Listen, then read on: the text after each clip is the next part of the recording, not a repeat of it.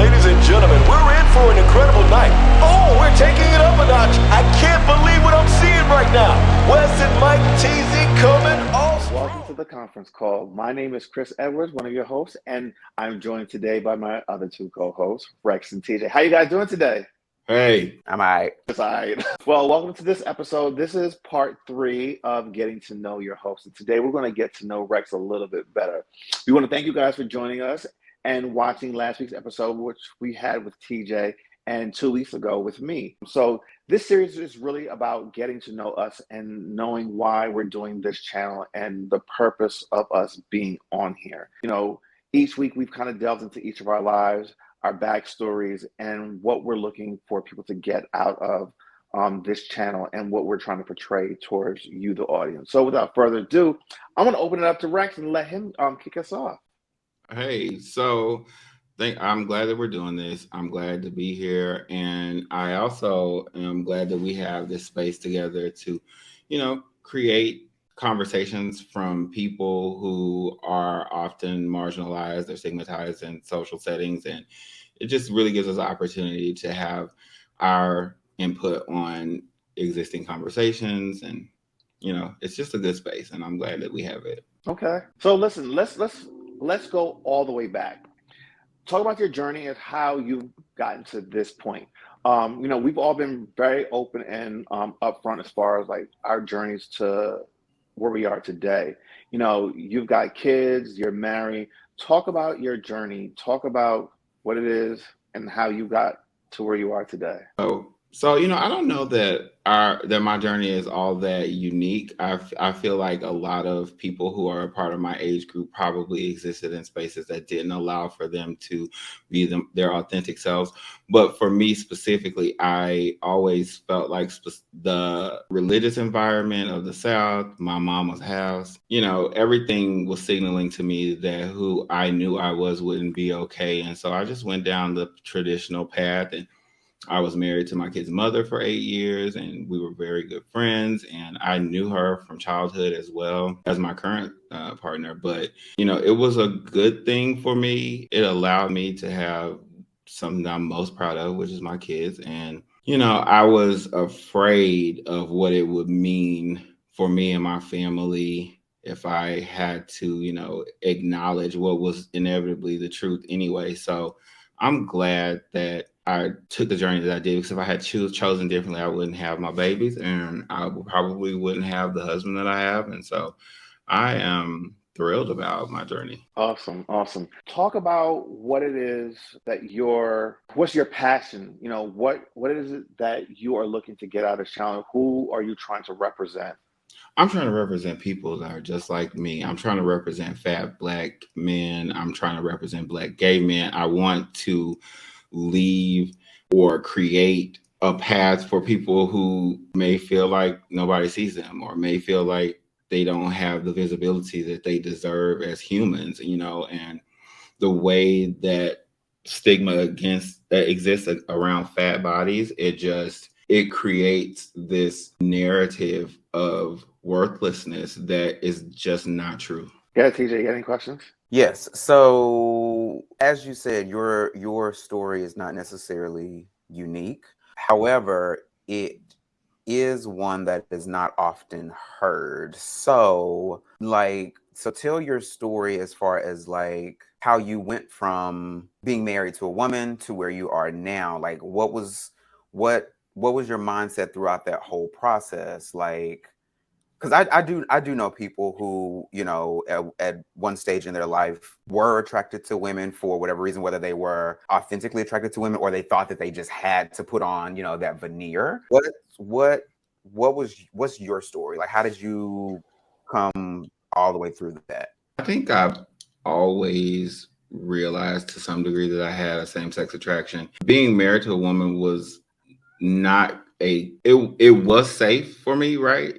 Because it's a traditional path. However, I do and did have attraction for women. I just think that it is to a lesser degree than my same-sex attraction. Yeah, because I was married for 8 years. Like, you can't fake fuck a person for 8 years. Like, you just can't. Like, you can, but like, no. I mean, have fun. You know what I Yeah. mean? It's not like I had some sort of medicinal stimulant that allowed for that activity to happen, right? So, Right, but I it think was good. Like, I still think that women are incredibly beautiful, and I am so proud of a lot of Black women and women in general, but mostly Black women. Yeah, no, it's good. It was good, and I just know that for me, today's menu is better. okay. I love that term, today's menu. Yeah. Today's menu, yes. It's not a la carte. No, it's definitely not a la carte. A la carte. Well, speaking of medicinal stimulant, I have a little bit of a medicinal stimulant right here, and I'm just gonna briefly step away to grab the lighter for the medicinal stimulant. But I'm listening. Y'all keep on talking. Okay. Oh my God. Thank Okay. you for Okay. sharing. So getting back to the marginalized group that you want to represent, Yeah. talk about the importance of seeing, as you would say, fat Black bodies being represented in social media, in Yeah. regular general media, on TV, in movies, in print. Yeah, I think for all bodies deserve the same level of visibility and representation. And when you see fat Black gay bodies specifically in well done images, in well done commercials, in nice clothing, or in whatever clothing that they want to have on that they feel like represents who they are authentically, it is demonstrating the individuality that everybody deserves, right? We hear so many people talk about representation and being able to see themselves and how allows them to feel empowered. And so I think that people who have fat bodies deserve the same level of empowerment as anybody else. And I think it's extremely important. And it's a lot of the catalyst behind what I do in my public facing platforms, in my personal life, and my writing. It's all a part of my personal narrative. And I think that it's a part of the narrative for so many people in this world who may not feel like they get the visibility that they need to feel whole and to have the level of humanity that they deserve. Talk, explain a little bit more and talk in more personal terms, because I know that it's very personal for you. You've been on this journey for many, many years, and I think this is the purpose of why you want to have that representation.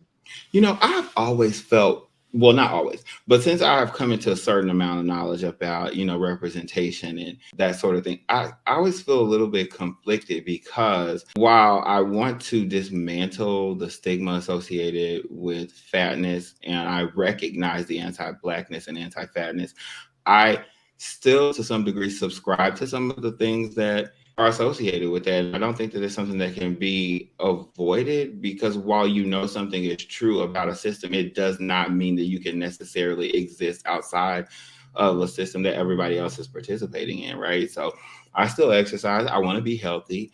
I want to live. I want to, what I'm saying? But, to some degree, we have people who feel like, oh, well, if you are, against fat shaming, or you want representation for fat bodies and that sort of thing, then what are you worried about? Because we learned that our health is connected to our weights, which is not necessarily true all the time, right? Because there are plenty of people of various sizes who die from any number of illnesses. We also see how people assume, like when I go to the doctor, the first thing they always do is ask me, how's your blood pressure been? Let me check your blood to make sure you don't have diabetes. Just all the things. They ask me questions. You haven't even asked me why I'm here, but you're wanting to find out if I have high blood pressure or diabetes. Like, it just seems like there is already an existing narrative when I enter the doctor's office. They don't even take the time to see, what my chief complaint is, while they're already trying to diagnose another one. And I don't have fucking diabetes. Okay. Well, no, I think that's something that's very prevalent today, especially when it comes to African Americans, and even more narrowly focused African American women. Physicians in healthcare don't listen to Black bodies when they're trying to explain to you what's going on with them. They just automatically assume that what the issue is, when that is probably farthest from the truth. Right. So I do get that. Now, we know that you're a photographer as well. Mm-hmm. And one of the things that you try to do is to have representation in your photography. Now, Right. for those that have been following Rags and Pieces Mag on Instagram for years, you know that there has been a tectonic shift in your account. Mm-hmm. All right.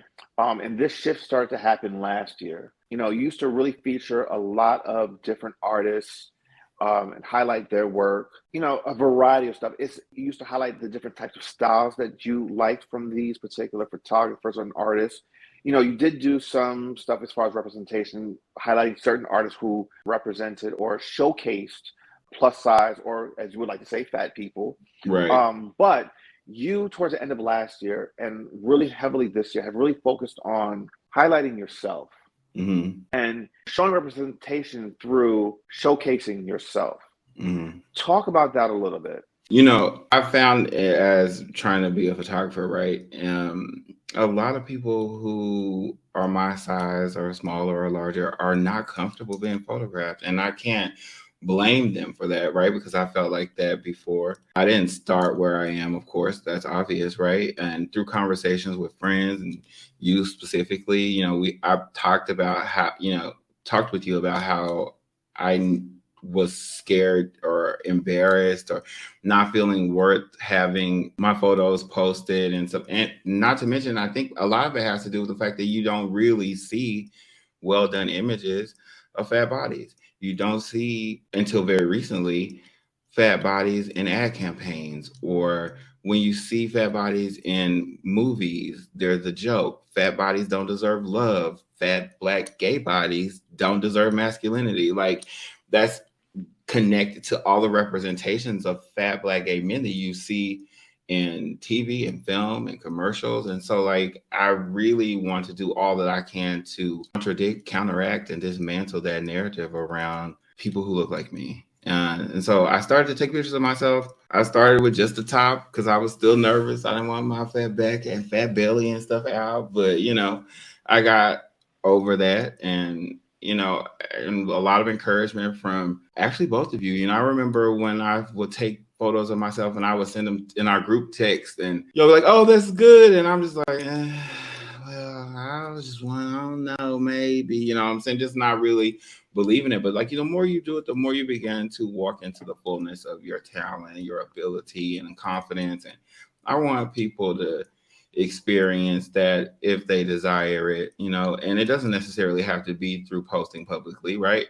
It can just be something that's private, but at some point you have to walk into a certain level of acceptance that allows you to feel good about who you are as an individual and not be reliant on external images for validation until we have adequate representation that allows people to see themselves and feel good about who they are and not experience the same shame and stigma that a lot of us do. And so for me, it's very important to demonstrate that which I wish for other people. And so me photographing myself has allowed me to mirror or display the change that I hope to see. Absolutely.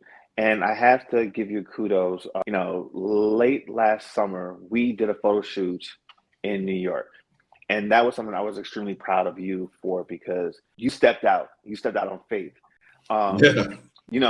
I booked some studio time for us in New York City. We did 2 shoots in 2 different studios in the same overall studio, but there was 2 studio different rooms. And the second studio was what we call the water room. And, the water room was going to be more of a risque type of photo for all of us to a certain degree. Mm-hmm. When you introduce water, that element, it adds another level of something else to it. Visibility. Yes. And when you do shoots in water, regardless if you have clothes on or not, water is very unforgiving. It clings to your body. It makes the clothes cling to your body, and it shows who you are. Yeah. It puts you on full display, and there's nowhere to hide. And especially when you're in front of a camera, Right. Mm-hmm. And you got up there. Yeah. You did your thing. You stood out, and you had some very revealing pieces. Yeah. And you owned it. Yeah. And you allowed me to do what I do as far as for the photography and the video. And I remember I edited a few of the photos when I first got home, and I shared them with you. And you asked me, was like, "Wow, is that me?" And I was like, "Yeah, that's you."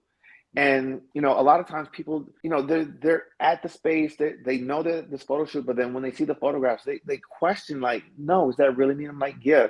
And the fact that you owned it, and not that you just took these photos, you took these videos, but you actually published them. Yeah. And like for me, that was a problem because for me, you walked into who you were meant to be in that moment. Well, thank you for that. Like, you never really think about, or I never really think about how the choices that I make for myself look to other people beyond, what we would commonly think of, right? And so you sharing that is like, okay, I was nervous. I didn't necessarily want to be wet. but it was you fun. did it. You had a good time because you can. Let me tell you something. You can't fake having a genuine time on camera. There are some people that can fake and they can turn it on and off like that. But yeah, but when you were there, you could tell you were having fun. I did have fun. And you were trying different things. I didn't have to direct you and say, "Hey," I mean, yeah, I would tell you, I want this and I want that, but you interpreted the way you were going to interpret, and you gave me what I needed. You know what I mean? Yeah, you guys really created an environment for me that helped me feel like safe. You know what I'm saying? Brian was there, and it made me feel like, okay, well, maybe this will be okay. Yeah. So wait, go ahead. Whose idea? Whose idea was it? It was his. Girl, it was mine. Oh, I thought it was yours. No. So here's the thing. So every every few months, I like to rent out a studio and try to do something very creative. And I always try to do something that is different than I haven't done before. So like, I've always wanted to. I was supposed to shoot in that room a year ago, with a different group of people. But what happened was, I think about 2 weeks prior to us doing the shoot, I got an email and a phone call from the studio saying that a pipe had burst in that space, and they don't know how long it's going to take to repair. So I had to choose a different studio because a lot of times in this studio you have different rooms that you can shoot in, and I was a little disappointed, but whatever. The time came around, a year later, and I had the opportunity to do this for us. I was like, all right, I want us to do this, and I wanted to do something a little bit different and step out of my comfort zone and do this. The shoot that I did was very revealing for me, but I owned it, and I think that Rex completely owned it. It's one thing to be able to photograph a subject and ask them to do these things and to be very vulnerable, but to turn the camera around on yourself and do that, or for Rex to do that, that's a lot. It's a lot. And you offered that same vulnerability you ask of me by letting me do, images of you and that sort of thing. So yeah. Right. But let me ask you this. In response to those photos that you put out, like, what was the reaction and the comments that you got in regards to that? I got 0 negative feedback. See? 0. Yeah. If somebody has something negative to say, I don't know nothing about it. And I know that's right. But see, let me tell you something. I think we're our worst own critics. Yeah. And we put all that pressure on ourselves when in actuality, it's not that people don't care, but like, it's not a thing. It really isn't. Because you know what? More people are like us than that quote unquote norm and stereotype. Right. That a lot of times that's very unattainable. Yeah. And undesirable. And that, I mean, they could have a good looking body, but a shitty attitude and no common sense. So, and good looking is so relative. Like, even amongst the three of us, we have a tremendous swing on what it means to be desirable. Absolutely. Yeah. This is true. Except me, right? Because we all agree that. Yes, we do. Yeah. we'll let you continue to believe that. Well, how generous. Go ahead, TJ. Sure. before I ask my question, I just want to take a moment to show gratitude for cannabis. So, secondly, I want to know something that we don't know about you already. Something that we might be surprised to know. And by we, I mean us, but also people who might be watching this. Something like what though? Anything. It can be anything. Something, share something that we don't know about you. Well, when I was a Or young you don't person, think we know about you. when I was a young person, I always thought that I was going to be a famous singer when I grew up. And I tried for a really long time, but I think again, like a lot of other things, I allowed people around me to kind of kill that dream for me. That's something I didn't know. Yeah. And wouldn't have guessed that because you like never sing. I sing, or at least I've never. Oh no, I've heard him sing. I've never heard it constantly. So that surprises the hell out of me. Next time when we all meet up in DC, he has to sing for us. Yes, we could go to karaoke. Yay. There you go. Oh, now that does sound like fun. They just built a new karaoke place by me too in the Wharf. Go on, TJ. Sorry. No, that's fine because I haven't. I've done karaoke one time exactly, and that was like in college. And I've never done it. And I don't plan to. I would like not to do it again unless I'm very under the influence. We can make that. But happen. I feel like that's something. I feel like that's something that I clearly didn't know, but I feel like a lot of people wouldn't get that about you, obviously, from outside looking in, from maybe just coming to like your page or whatever. That's very interesting. I never would have guessed that because again, I am I don't think I've total ever heard music junkie. I am constantly indulging in music, and music is like a language for me. It's a mood booster. It's encouragement. You know, I even used to create at the end of the year. I would go through like my music and I would make like my soundtrack for the year and save them. And that's that's interesting. Okay. Would not have known. All right. I love that. Yeah. That's very interesting. So now we know something about Rex. Something else, right? I want to go back to your relationship. Your current relationship. Yes. And talk about how it's influenced the things that you're doing now and how it's made you comfortable to be who you are. My current relationship is my peace, my salvation, my safety.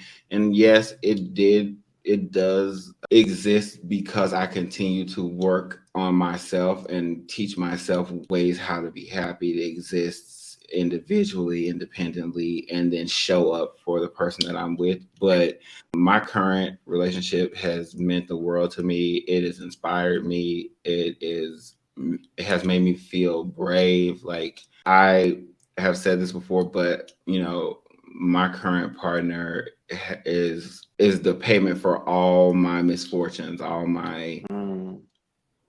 the things that have gone wrong in my life, all the trials, and you know, he makes up for that in ways that I couldn't imagine and in ways that I didn't even know I needed. That's awesome. Like, look at God. Yeah. Wow. Okay. I need a moment for that one. That's something. I mean, that's something to say about the person that you would. I would hope all people who are coupled could speak about their partner that way, and I have a feeling that a lot of people cannot, unfortunately. But that's I'm touched. How many years married?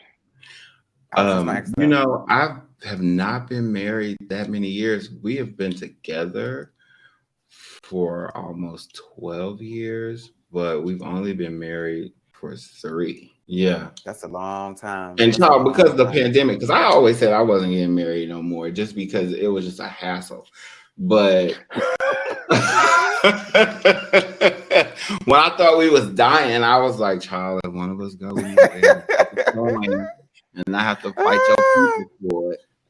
Yeah. Listen, no, it's a thing. I mean, yeah. Listen, I totally get where you're coming from because I remember, like, yes, Ron and I married for love.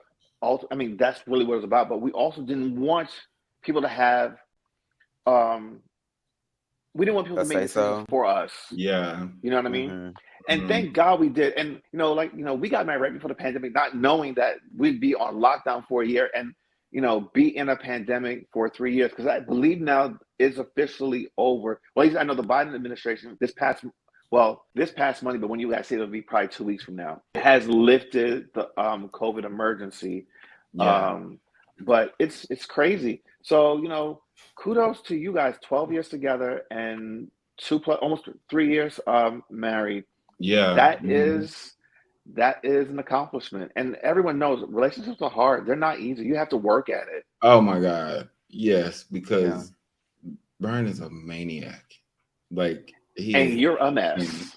And I'm a mess. Okay. But I wouldn't trade him. Absolutely. Invaluable. But nothing. Bless his heart. Yeah. Well, I wouldn't say for nothing. Well, let me ask you this before we start to wrap up. What is it that you'd like people to walk away from this video, this conversation today, knowing about you and what it is you're about? I want people to know that I really see myself as being just like everybody else, I think that I also would like for people to realize that I'm all the things. And when I say that, I mean all the things that everybody experiences. I'm a mess.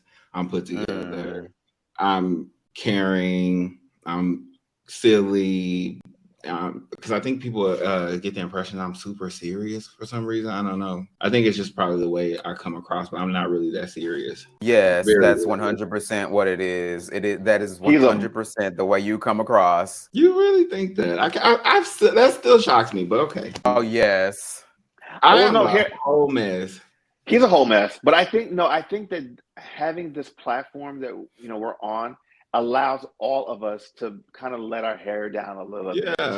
You know what I mean? Yeah, I think that people are seeing a different side of us. Well, not necessarily TJ, because I think TJ's kind of been like this his whole life. But Rex and I think that they're seeing us a little bit differently. When we go on Thursday nights and just like kind of cut loose and have a little fun. People have always looked at me as I'm the strict one. I am the one that's the buttoned up and just the regimented one. Whereas no, I love to have fun, but for me it's always been a time and a place and a space for those things. When I'm in professional mode, I'm in professional mode. Like, let's get it done. I don't got time to play with you. You know what I mean? But when it's time for like me to cut up, especially, you guys know, it's like when I'm around my friends, when I'm around you guys, it's just a big ball of laughs. All we're doing is laughing. We're having a good time. You know you what are I mean? a lot of fun. I will say that most of the time. A little bit of shade goes a long way. Yeah, and he's gonna throw some in. Recognize that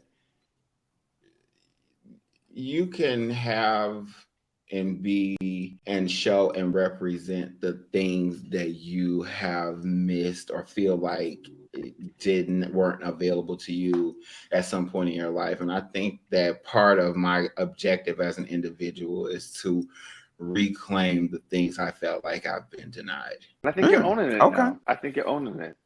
Thank you. Well, he preaching today. Yeah. And I'm here for it. I'm here. Yeah. Let me tell you something. On a personal note, like this whole series that we did with the three of us has been such a journey and been an uplifting one. Because listen, yes, it's 3 episodes, but we've been talking like this for 2+ years. Yeah. And this for me has been like the pinnacle of all of our conversations that we've had. To be able to just do this in a public forum. We didn't know if we'd be able to do what we just did. And I think that's a huge accomplishment. It absolutely is. Starting with me, you guys have reservations as far as like, how much would I be willing to talk about? How much would I be willing to share of myself in this public space? Rex, the same thing to a certain degree, like how much would you be willing to share? There were certain things that were kind of obvious, but then there were things that were just like, I'm not sure. TJ is, like I said, it's kind of really been all TJ is our resident exhibitionist. No, but here's the thing though. I think that it's not a lie. It's the truth. It's a fact. I think it is a fact. But I think just the camaraderie, the love that we share between the three of us, the openness, and then just being ourselves and just being vulnerable and exposed. And I'm going to bring up something that happened last summer, I believe it was. There was a moment where there was a little miscommunication between the three of us, and there was a time where, like, maybe about a week or so, where we're trying to figure out, like, what's going on. Like, we weren't really, not that we weren't really speaking, but that we definitely knew there was something amiss. Yeah. And it all boiled down to, something was miscommunicated, and it just turned into a whole thing. And a lot of times that's what really I happens. was in my feelings. I'll admit it. Yeah. No, that's fine. But what I'm saying is that sometimes it's just a matter of talking things through.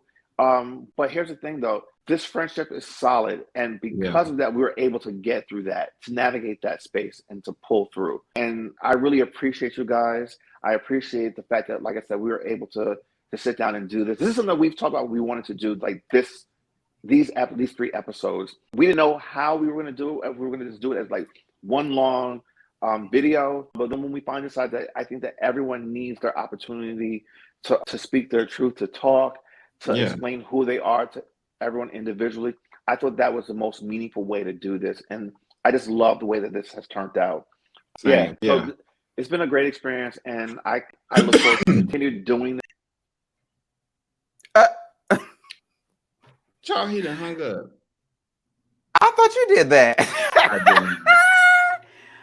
didn't. But now that he's gone, what you did really he lose connection? You can tell us, child. Yeah, just tell us. I don't know what happened. I don't know. Leave your comments about how was up here. I don't know how he hit something. I don't know. I'm just sitting here. I'm like, okay, well. I thought you did it. Oh well. Okay, well.